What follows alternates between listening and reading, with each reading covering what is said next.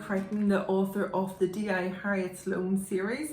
Book 1 is Sleeping Season and Problems with Girls is Book 2.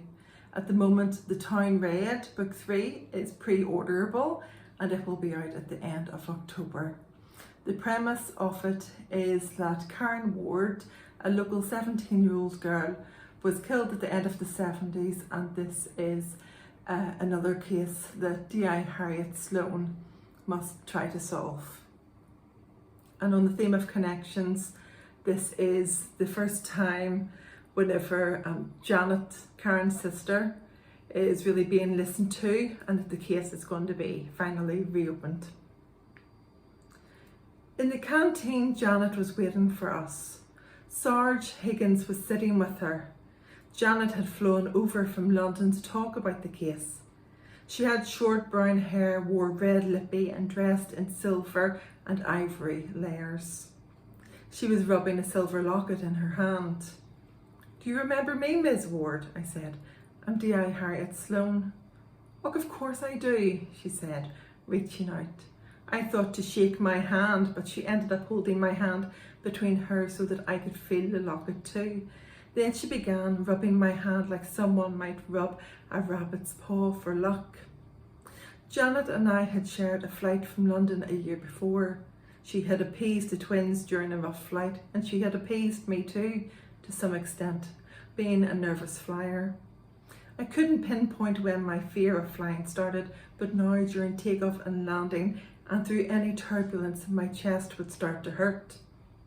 During that flight, she had held my hand then too, this stranger, and I'd hated that Fleur Hewitt said that we couldn't help her when Janet showed up shortly after at Strandtown looking for our support.